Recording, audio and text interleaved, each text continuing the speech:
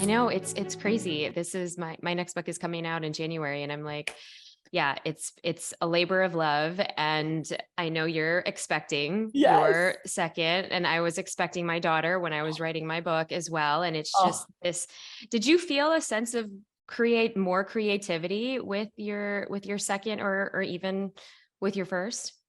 so to get like very personal, I had a decent time getting pregnant with my first 4 years ago. She's 4.5 now. And that happened right after Captivate, my first book. And Uh, so it actually felt like a finishing, like I finished this big professional goal that had been hanging over me. And so I remember I was in the airport in SeaTac Airport, Seattle Airport, oh my and we gosh. hit the Wall Street Journal list. And I went, I'm ready to have a baby. That's done. Yes, done. It And was let's move on. I mean, it was literally like that. It was that chapter change. I mean, it was like literally turning a page chapter. So that happened. And then this next book, we had been trying and trying. I had a miscarriage, Oh, so I'm many so fertility sorry. issues, and I could not get pregnant. And my doctor said, your cortisol levels are off the charts. Mm. Your cortisol levels are too high. And what's crazy is she asked me, like, are you very stressed? And I was like, isn't that just functioning? Like I, like she like made me kept coming in for these cortisol tests, and she'd ask me, what was So, that day like? Was it really stressful? And I was like, that was a normal day. I don't know. What do you she's like, and then she said to me very kindly, she's like, I think your high functioning is extremely stressed. oh, wow. See it that way.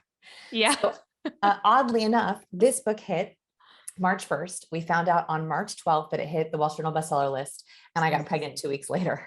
Oh my goodness. Yeah, because all of the stress had subsided. Same for I both. mean, Come it's on. insane. Well, let's just dive into that a little bit because, during that time, whenever she was asking those questions, because I know for a lot of our readers and our listeners as well, they're type A, they're Yeah. go-getting, Oh, yeah. and they're kind of thinking of this stage of motherhood. And some are often afraid that what's that going to do for their Ambition. contribution and their identity. So can you speak to that a little bit?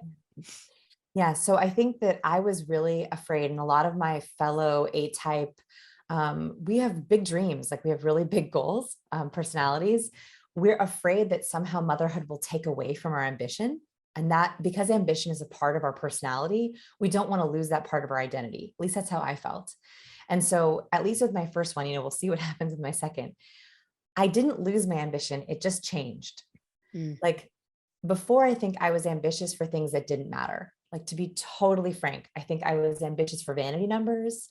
I was ambitious for bestseller lists that don't matter. They really don't matter. No one cares. Not really.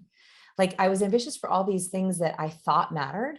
And mm, then I had my daughter, and I had a lot of ambition still, but it was for totally different things. Time freedom, yeah. financial freedom. I was Mm, like, I don't care how many people are following me on YouTube if I helped 20 and that paid mm, my bills. And so the ambition was there, it just changed. And so I think if you're thinking about any kind of transition, whether that's motherhood or a new career or a pivot to a passion or a side hustle, your ambition could change as long as you're open to it, right? Like I had to let go of, oddly enough, of course, I was like, I don't care if this book hits a list because I didn't care. I was like, I just want it to get into people's hands. And then of right. course it did, right? Like Yes. I Yeah. think You this, let it go. yeah, yeah. So You I let it think, go. And then that's what it was. yeah. So I think ambition can change. Like there's more than one definition of ambition. And I love that I mean, I love that we're, talking about this because a lot of times people think that, well, what happened, 20 years ago or 15 years ago, now it's like you have to, I have a few friends who've like planned to close up their businesses in order to prepare and make space for motherhood, which, hey, that's great. And that's amazing for them. And I feel like, and especially for me, having had Isla around the time when I actually sold my next book to a publisher, literally Oh, we had just come out of the hospital and they're oh, like, can you take this call? And I'm like, oh my gosh, are we going to do this? I just, my husband's just like, just do it. It's so important to you, love. And literally we sold the book. And so it was, but I think that for folks listening, there's not just one particular pathway, and I think that at least for me, my experience, it gave me a little bit more, fervor and passion to, especially for having a young girl. like, I want her to look up to me and say, you know what, actually, yeah, we're going to do this. And I want her to be able to see that as well. Yeah.